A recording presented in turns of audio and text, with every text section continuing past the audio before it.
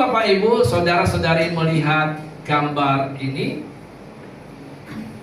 kira-kira apa yang ada di pikiran atau di benak Bapak Ibu semuanya? Mungkin ada satu dua orang bisa memberikan pandangan. Ini raja sedang kasih hadiah kepada sang pengemis ya. Ya, mungkin karena pengemis ini atau rakyat jelata ini berjasa bagi bangsa, bagi kerajaan. Atau mungkin rakyat ini memenangkan hadiah sayembara mungkin ya. Nah, itu kira-kira yang ada di pikiran kebanyakan orang. Tapi pernahkah kita berpikir bisa saja raja ini ya secara murah hati memberikan hadiah kepada sang pengemis atau rakyat jelata ini? Bisa saja nggak? Bisa ya. Atau mungkin ada yang berpikir ini yang rakyat ini ya sangat beruntung ya mendapatkan kemurahan raja, dapat hadiah peti, nggak tahu apa isi di dalamnya. Ya, harapannya sih pasti emas, perak, batu permata ya. Pasti bukan mengharapkan isinya di dalam itu surat hukum mati ya, enggak. Ya, pasti sesuatu yang baik-baik. Nah, Bapak Ibu, saudara-saudari yang dikasihi Bapak Yahweh, di dunia ini sudah ada satu konsep yang tanpa kita sadari ada dalam pikiran kita semua. Apa konsepnya?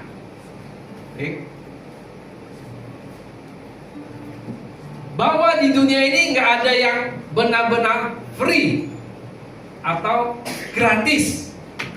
Oh, ada Pak, itu biasanya beli dua gratis satu. Ya, sebenarnya kan yang gratis satu sudah terhitung harga jual juga ya. Nggak benar-benar gratis, free. Nggak benar-benar free. Bapak Ibu setuju? Nggak ada yang benar-benar free, gratis loh. Mohon maaf, buang air kecil aja bayar ya. Nggak ada yang gratis. Jadi kalau ada yang menawarkan sesuatu dia bilang gratis, kira-kira kita curiga nggak? Hah? Nggak curiga Bapak Ibu ya? Dikasih orang gratis, oh ambil aja ya. Nggak taunya bom gitu ya. Atau barang haram ya. Benar ya Bapak Ibu, kalau kita dapat sesuatu tawaran bantuan dari orang nggak kenal secara gratis, apa yang dalam pikiran kita? Wah, ini curiga nih, saya mau di hipnotis mungkin ya, atau ada keuntungan apa yang ingin dia dapatkan. Jadi Bapak Ibu, secara tidak sadar dalam alam bawah sadar kita ada satu konsep yang boleh saya katakan ini sudah berurat akar, menantap begitu dalam, sehingga tanpa kita sadari itu menguasai hidup kita. Bahwa nggak ada yang gratis di dunia ini. Contoh ya, Bapak Ibu ya waktu kecil mungkin ya, atau mungkin jadi pelaku juga ya, biasanya orang tua dengan anak. Nah, kalau kamu naik kelas, nanti papa mama belikan sepeda. Nah, sering nggak? Salah nggak? Enggak juga salah ya. Tapi atau nah, kalau kamu dengar-dengarannya belajar sungguh-sungguh, nanti bapak ibu bawa jalan-jalan ke mall, kamu boleh belanja apa saja. Oh, anak kecil senang aja ya. Tapi tanpa sadari ada satu konsep yang mulai terbentuk. Apa itu? Wah, berarti aku kalau mau dapat sepeda aku harus naik kelas.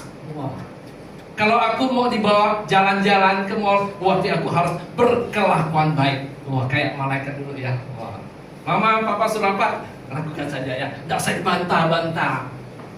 Benar ya Bapak Ibu?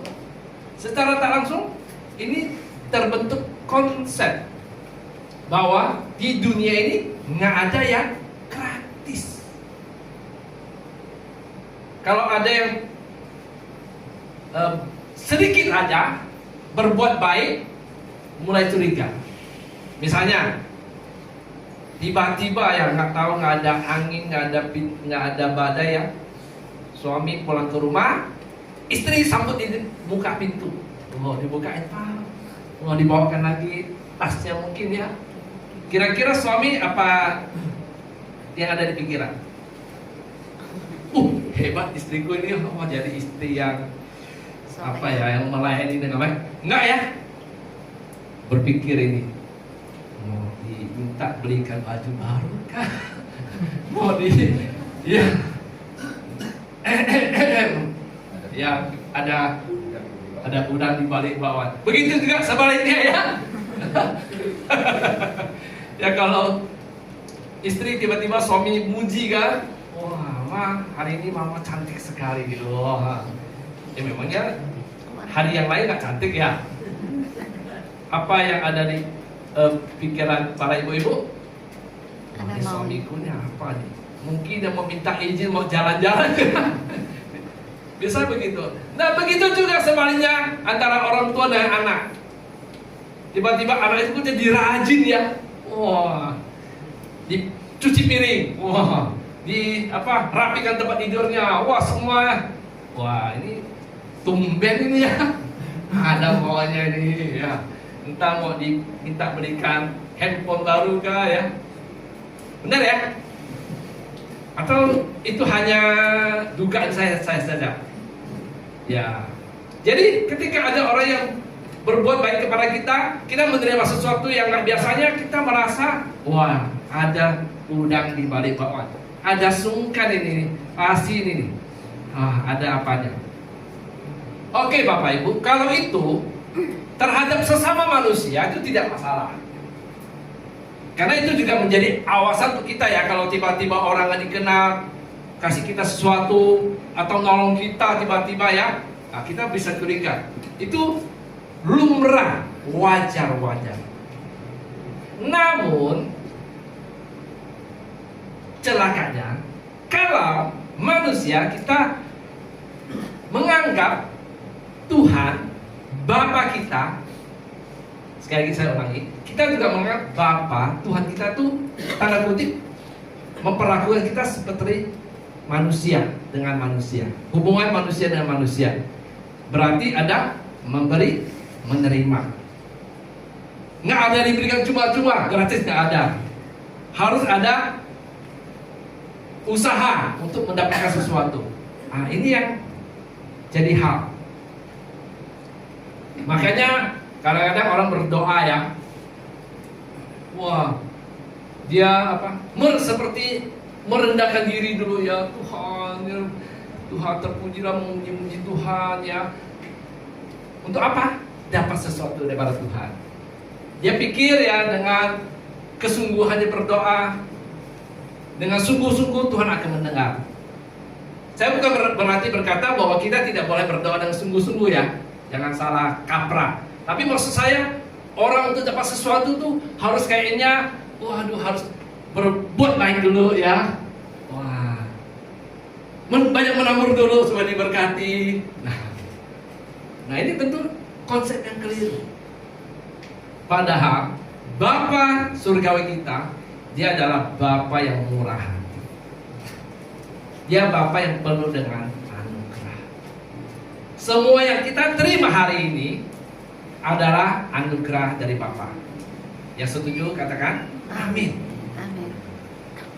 Kita bisa bernafas hari ini, semua anugerah daripada Bapa. Nah, saya ingin membawa Bapak Ibu untuk mengerti konsep anugerah yang benar itu seperti apa. Oke? Saya mencatat ada 4 hal baru sesuatu itu bisa disebut anugerah. Yang pertama, yang menerima tidak layak menerima, namun menerima. Kalau dalam konteks ini, dalam gambar ini, berarti pengemis ini dia nggak layak terima, dia nggak punya jasa, bukan memenang sayembara, bukan juga menolong kaisar, menyelamatkan nyawa kaisar, atau punya prestasi besar untuk negara, memenangkan peperangan atau membunuh musuh kerajaan. Enggak, tapi raja memberikan. Ini yang pertama. Yang menerima tidak layak menerima, namun menerima. Kalau yang menerima layak menerima karena dia dapat juara, itu bukan namanya anugerah. Itu namanya upah atau imbalan. Itu pertama. Jadi yang menerima tidak layak menerima, namun menerima. Yang kedua, yang memberi tidak wajib memberi, namun memberi. Jadi yang pertama tadi, yang menerima nggak layak menerima, nggak sepantasnya menerima, tapi menerima. Yang kedua, yang memberi dia tidak wajib memberi, tidak mesti memberi, tapi memberi. Itu baru namanya anugerah. Kalau yang memberi, dia harus memberi karena yang diberi itu memberikan jasa, ada kontribusinya. Itu bukan anugerah, itu upah, imbalan. Jadi yang kedua, yang memberi tidak wajib memberi, namun memberi. Terus yang ketiga, dengan cepat, yang menerima tidak wajib membalas. Jadi bukan berarti diberikan, oh terus sang pengemis sudah itu dia harus menjadi budak kerajaan, ya, atau menjadi pejabat kerajaan, atau menjadi kacung kerajaan. Kalau itu terjadi, itu bukan anugerah. Jadi yang menerima dia tidak wajib membalas. Terus yang ketiga, yang keempat, maksud saya, yang memberi juga tidak menuntut menerima balasan. Nah, itu baru namanya anugerah. Jadi sang raja ketika dia memberikan hadiah untuk pengemis itu, dia nggak tuntut terima balasan. Kalau masih dituntut terima balasan, itu bukan anugerah. Sekali lagi, itu hak adalah imbalan. Yang paling berikan JP lah ya, dikasih dulu, baru nanti kamu bekerja di kerajaan, kamu harus melakukan ini dan itu. Itu yang benar anugerah. Nah, demikian juga hubungan kita dengan Bapa kita. Kita seperti seorang pengemis, kita nggak punya apa-apa, Bapak Ibu ya. Bapak Ibu datang ke dunia ini ada bawa sesuatu? Mohon maaf, yang lahir itu bayi, nggak bawa apa-apa ya. Pakaian juga nggak ada, kosong. Pengemis ini masih ada pakai baju ya. Manusia dilahirkan itu nggak ada apa-apanya. Pulang juga nggak bawa apa-apa. Jadi kita lihat hubungan kita dengan Tuhan. Kita sebagai seorang pengemis, dia Bapa kita. Berarti kalau dia memberi kepada kita, memang karena kita tidak layak menerima. Dan kalau dia memberi kepada kita, dia juga tidak menuntut terima balasan. Itulah Bapa yang baik. Itu benar-benar anugerah. Jadi Bapak Ibu, jangan memiliki konsep yang keliru. Dulu saya juga punya konsep yang mungkin yang Bapak Ibu pernah miliki juga. Oh, saya supaya diberkati Tuhan, oh saya harus hidup benar, saya harus taat, saya harus banyak pelayanan, harus banyak berkorban. Disclaimer dulu, bukan berarti tidak boleh pelayanan ya, tidak boleh melayani, tidak boleh memberi persembahan. Tapi motivasinya kalau dapatkan berkat Tuhan, itu bukan anugerah. Itu berarti kita transaksi jual beli. Ya, saya udah berbuat baik loh Tuhan, saya sudah melayani loh, saya sudah berpuasa loh, saya sudah mengorbankan keinginan daging saya untuk melayani Tuhan, maka Tuhan berkati saya. No, itu bukan anugerah. Ini seringkali konsep yang keliru. Nah, pagi hari ini dengan kemurahan Tuhan, biarlah Bapak Ibu dibukakan betapa anugerah itu benar-benar luar biasa. Itu pertama saudara. Jadi anugerah itu yang pertama, yang terima nggak layak terima, tapi menerima. Yang memberi nggak harus memberi, tapi memberi. Yang ketiga, yang menerima tidak wajib membalas. Dan yang keempat, yang memberi juga tidak menuntut menerima balasan. Itu anugerah. Nah, Karena kita lihat kebenarannya. Karena anugerah dan kebenaran itu nggak boleh dipisah. Kebenarannya. Nah, kita lihat di gambar tadi ya, bahwa sang raja memberikan satu peti, ya, yang kita duga, yang pengemis itu duga juga berisi harta karun perak, emas, permata, barang-barang bernilai. Oke, klik. Nah, ada yang penasaran kira-kira apa isi peti ini? Ya. Ada yang bisa menebak? Isinya apa? Oh, yang pasti apa ya? Berlian, ya kan kerajaan zaman dulu kan begitu ya, emas, perak, apa ya? Batu akik nggak ada, nggak laku. Sudah lewat waktunya ya. Pasti barang-barang berharga, perhiasan-perhiasan berharga. Nah, tapi klik. Bagaimana kalau isinya itu satu buah cincin? Ini bukan sembarang cincin, Bapak Ibu. Ini cincin status sebagai anak, sebagai pewaris. Nah, kebayang nggak? Itu pengemis. Udahlah, nggak terima, nggak punya jasa, nggak mesti membalas. Sang raja kasih hadiah yang pengemis itu pikir emas, perak, permata, tapi sekali buka berisi cincin, yang artinya sang raja itu mengangkat pengemis itu sebagai apa? Anaknya, sebagai pewaris kerajaan. Wow, tak masuk akal, absurd ya. Baru-baru ini ya, lagi heboh-heboh di sosial media, YouTube ya, drama China yang singkat ya, namanya mikrodrama. Jadi dramanya syuting posisi vertikal ya, sesuai dengan bentuk handphone ya. Ya, ada yang pernah lihat? Nggak ngaku ya.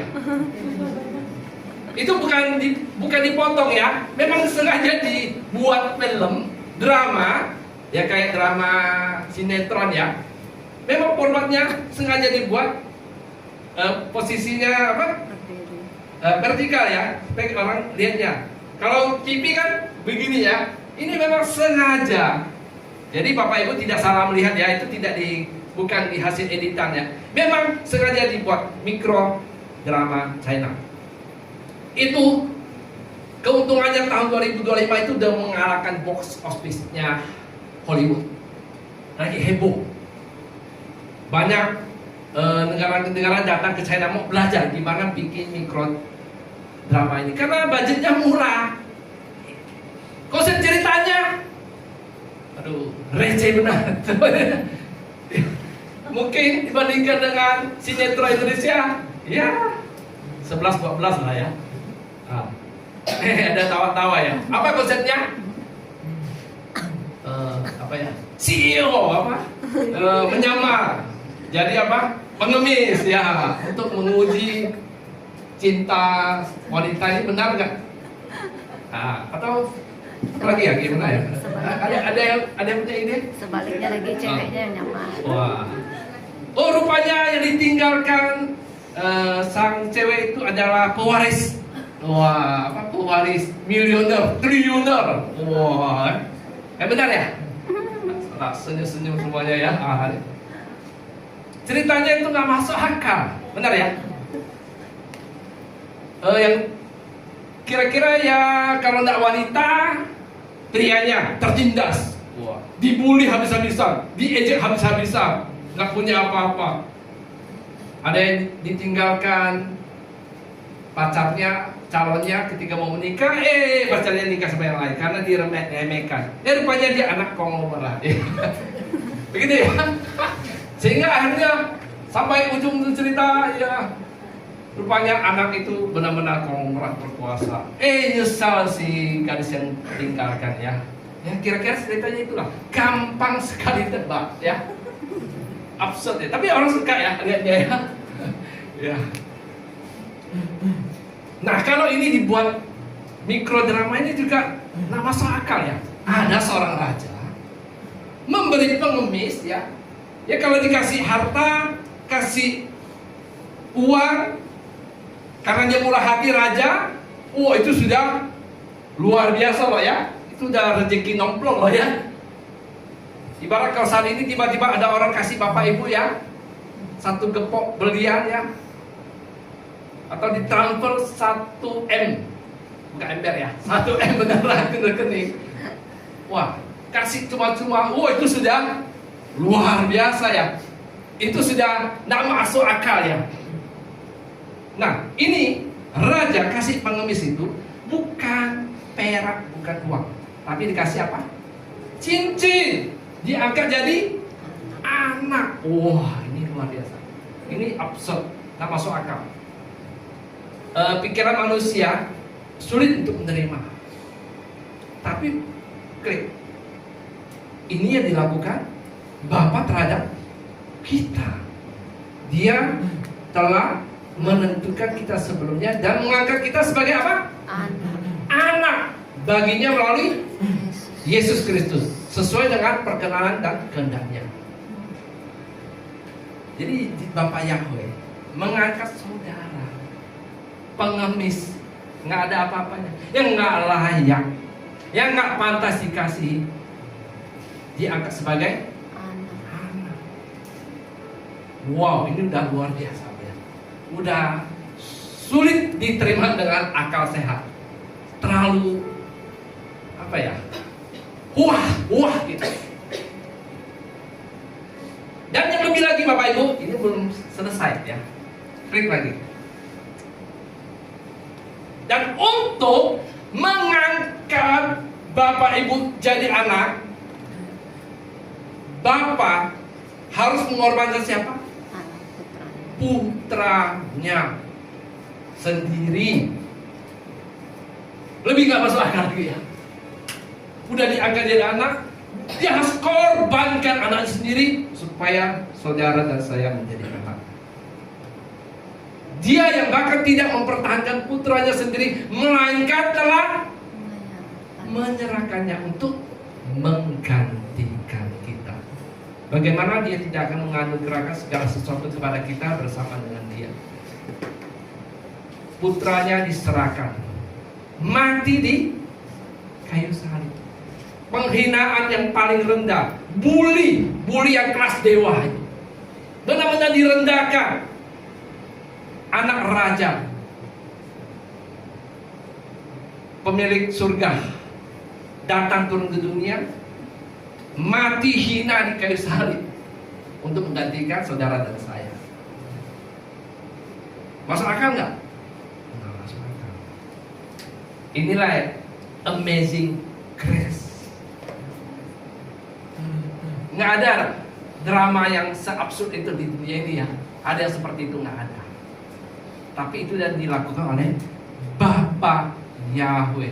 Dia mengangkat saudara dan saya yang nggak pantas, yang nggak layak, diangkat jadi anak. Dan untuk mengangkat kita jadi anaknya, Bapa harus mengorbankan putra satu-satunya yang dikasihi. Saya pikir di dunia ini nggak ada satu pun orang manusia, betapapun mulianya, betapa agungnya raja yang sanggup melakukan itu. Untuk mengangkat seseorang yang nggak ada apa-apa jadi anak itu sudah luar biasa. Bagaimana mau angkat anaknya sekorbankan anaknya sendiri? Tidak mungkin terjadi di dunia ini. Tapi itu yang dilakukan oleh Bapa Yahweh. Dan itu adalah kebenaran. Jadi Bapak Ibu, anugerah yang kita terima cuma-cuma ini, kebenarannya adalah Bapa Yahweh telah membayar lunas, mengorbankan putra tunggalnya. Saya nggak bisa bayangkan loh, ketika Yesus di kayu salib berkata, Eloi, Eloi, lama sabachthani. Elohimku, Elohimku, mengapa engkau meninggalkan aku? Itu terjadi Bapak Ibu. Yesus kala itu menanggung dosa seluruh umat manusia. Bapa Yahweh berpaling melihat anaknya dihancurkan untuk saudara dan saya. Ini amazing grace. Klik. Bagi Dia yang berkuasa untuk melakukan segala sesuatu, jauh melebihi, katakan bersama-sama, jauh melebihi apa yang kita minta atau pahami, sesuai dengan kuasa yang bekerja di dalam kita. Kata jauh melebihi, bahasa aslinya itu pakai dua kata, huper perisos. Huper perisos. Huper itu artinya hyper, sesuatu yang besar.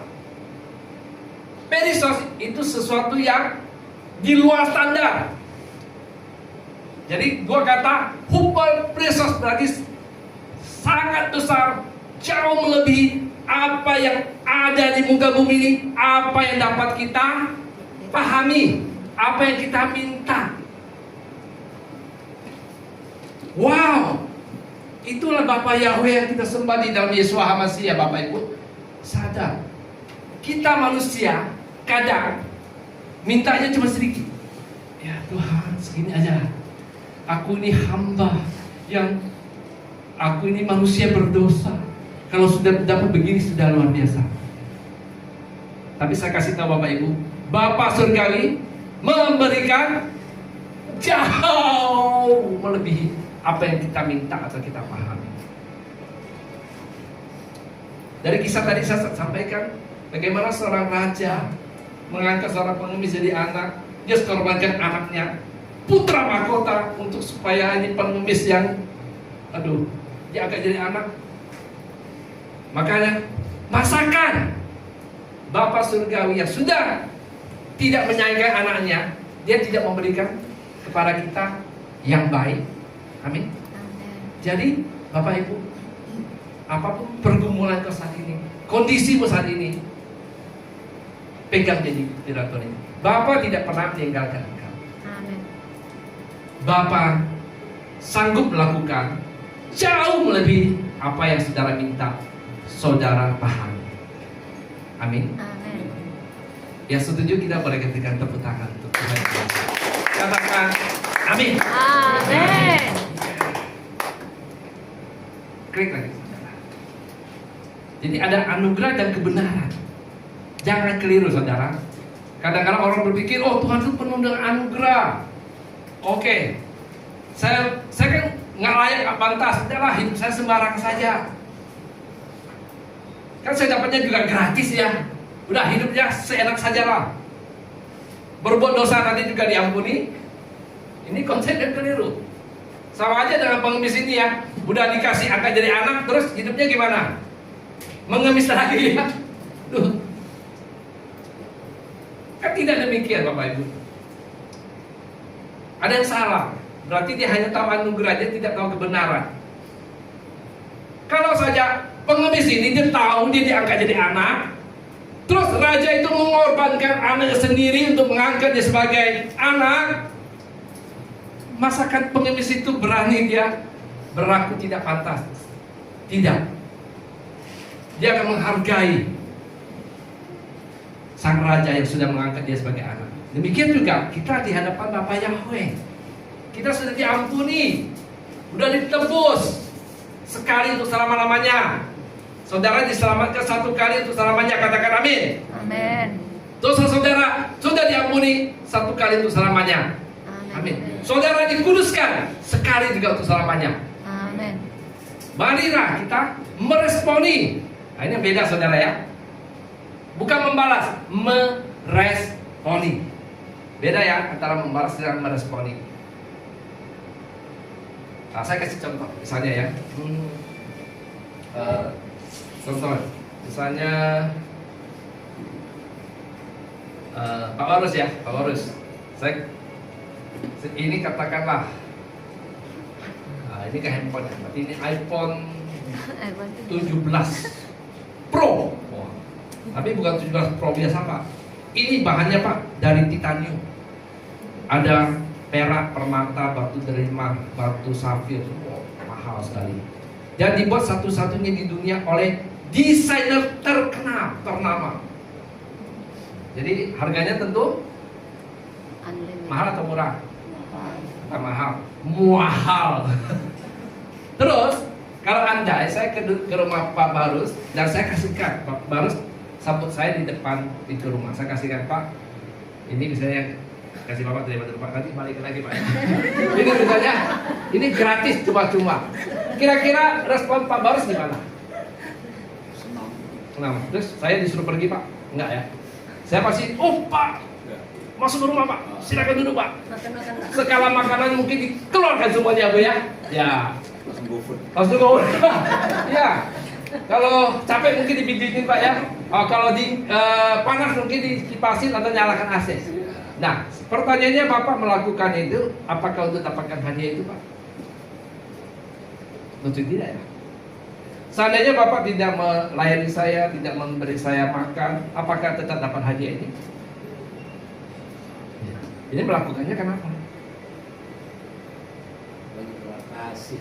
Ya, respon, ucapan syukur, terima kasih. Ini yang benar kita terima anugerah yang tak bisa kita peroleh dengan kekuatan kita. Kita terima itu cuma-cuma. Dan kalau kita merespon dengan kita melayani Tuhan, hidup sesuai firman-Nya, beribadah, ini respon yang benar. Bukan berarti kita berdoa, beribadah, taat supaya dapat anugerah. Tidak, jangan dibalik.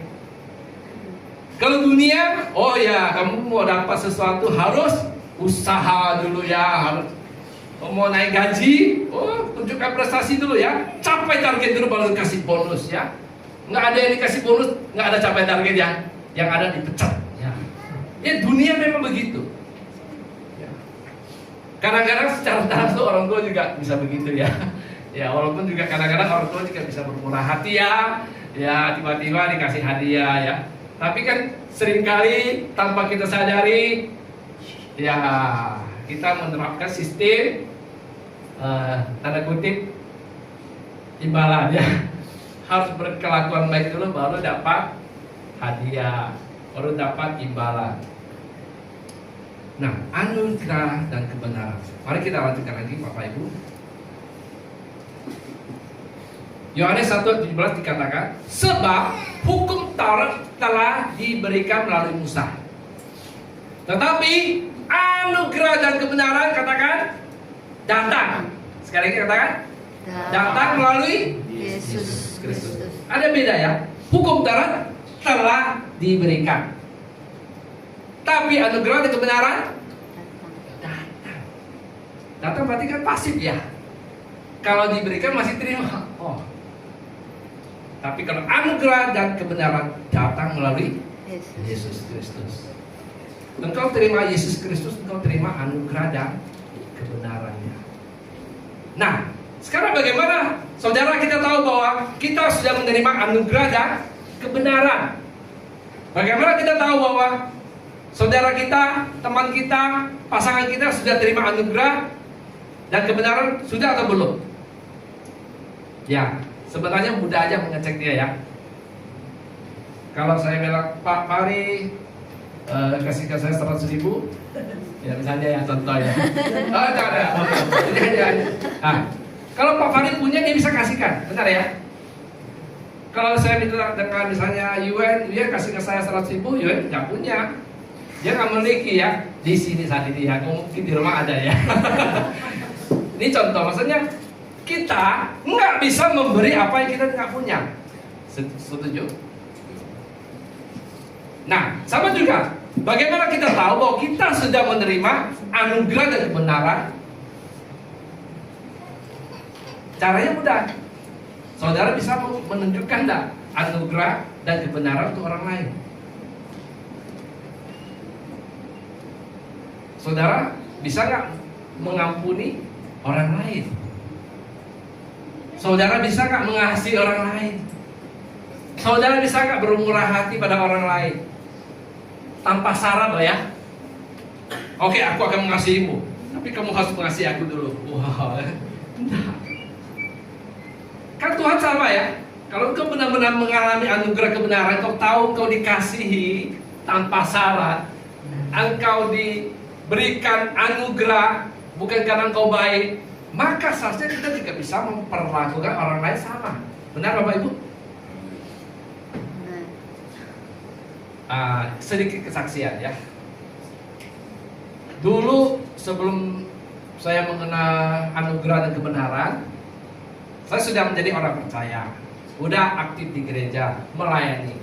Cuma konsep saya masih ada konsep hukum Taurat dalam arti bahwa saya melayani saya sungguh-sungguh, ya harus hidup benar, setia, berdoa, berpuasa. Untuk apa? Ya supaya diperkenan Tuhan, ya supaya baik. Jadi saya memperlakukan anak juga sama. Ya, anak saya pertama, kedua itu anak yang mendapat didikan lah ya, dapat hajaran. nggak tahu dihajar ya. Kan Firman Tuhan katakan kan anak dihajar ya. Ya, jadi mereka berdua yang ya ada dapat hajaran lah ya. Ya karena kita konsepnya sama kan. Dan saya sulit menerima orang lain yang hidupnya nggak benar. Kita pandang, wah najis ini orang benar nih, kan? Karena kita merasa kita kudus nih, kita hidup benar. Ini orang ini kok nggak benar hidupnya, kita merasa risih ya. Ya, itu dulu saya. Tapi setelah saya mengalami anugerah dan kebenaran, apa yang terjadi? Oh berubah. Ya kita bisa mengasihi tanpa syarat. Dan anak kami Yue, ya terakhir setelah saya mengalami anugerah dan kebenaran dan istri saya mengalami anugerah dan kebenaran. Nah puji Tuhan tidak ada pernah dapat lagi didikan fisik ya. Tapi nggak ada berubah. Bukannya dia tidak dengar, malah semakin dia lebih sungguh-sungguh. Ini contoh aja ya Bapak Ibu ya. Saya juga memandang orang lain yang berdosa, hidupnya nggak benar, kita nggak lagi reseh ya. Oh, kayak kita yang kudus sekali aja ya. Ini kayaknya gimana gitu. Enggak. Nah ini juga berdampak pada hubungan suami istri ya. Kita nggak lagi menuntut. Kamu harus tuntut pada saya dulu baru saya mengasihi. Oh, si istri juga bilang kamu harus kasih saya dulu baru saya tuntut. Nggak ada seperti itu. Kalau saudara mengerti anugerah dan kebenaran, kita pasti bisa melakukan. Jadi pagi hari ini Bapak Ibu, supaya Bapak Ibu memahami, nah saya akan tutup dengan dua pesan aja ya. Pertama, klik. TTS ini bukan teka-teki silang ya. Maksudnya terima tanpa sungkan. Apa yang kita terima dan tanpa sungkan? Anugerah dan kebenarannya. Klik lagi. Nah Bapak Ibu, terima tanpa sungkan. Tanpa sungkan itu tanpa merasa tidak enak. Ya. Kadang-kadang orang itu suka sungkanan ya. Nah enak kalau terima sesuatu itu gratis cuma. Ini konsep yang keliru terhadap anugerah dan kebenaran Tuhan. Mari kita terima itu tanpa sungkan.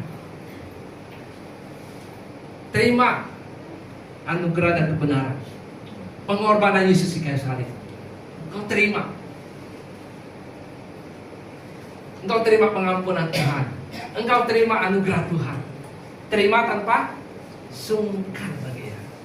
Nah, setelah Bapak Ibu terima tanpa sungkan anugerah dan kebenaran, baru kita bisa klik sekali aja.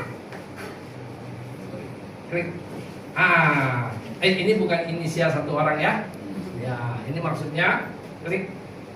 Bagikan tanpa pamrih ya. Katakan sama-sama. Bagikan tanpa pamrih. Pamrih itu maksudnya tanpa mengharapkan balasan ya.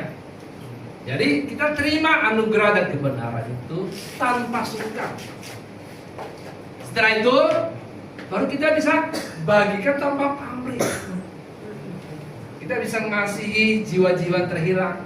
Kita bisa mengasihi saudara kita menjengkelkan mungkin. Kita bisa mengasihi orang tua kita yang mungkin otoriter, kita bisa mengasihi pasangan kita, kita bisa mengasihi semuanya.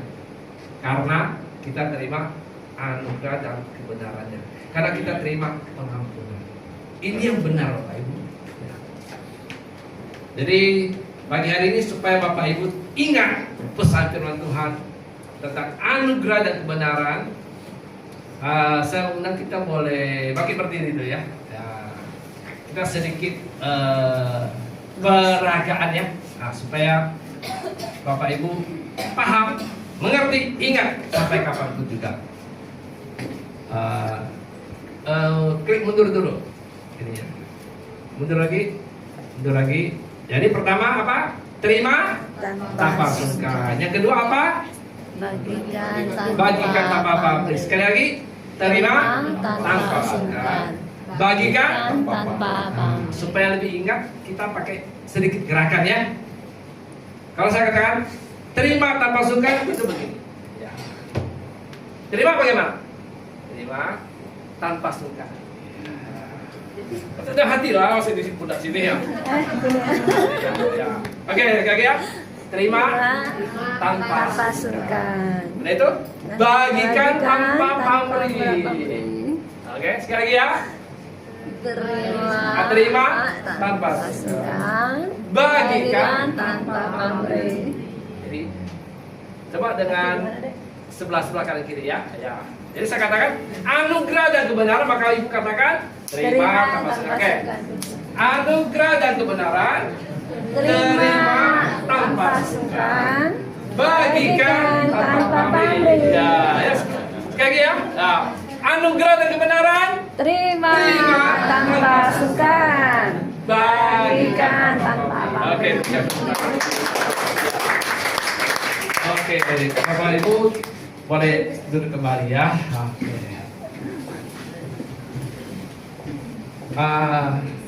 Anugerah Tuhan yang buat kita boleh ada. Saya berdoa apa yang Bapak Ibu dengar sederhana, simple. Karena banyak orang Kristen belum memahami tentang anugerah yang sebenarnya. Biarlah pagi hari ini Bapak Ibu dibukakan lagi bahwa benar-benar luar biasa anugerah Tuhan. Maka ada lagunya Amazing Grace. Itu anugerah yang luar biasa. Dan itu yang Bapak Ibu terima. Dan sebagai bukti Bapak Ibu menerima anugerah itu, bagikan kepada orang lain. Seperti Yesus memperlakukan engkau, engkau juga memperlakukan orang lain. Engkau diampuni, ampuni orang lain. Engkau dikasihi, kasih orang lain.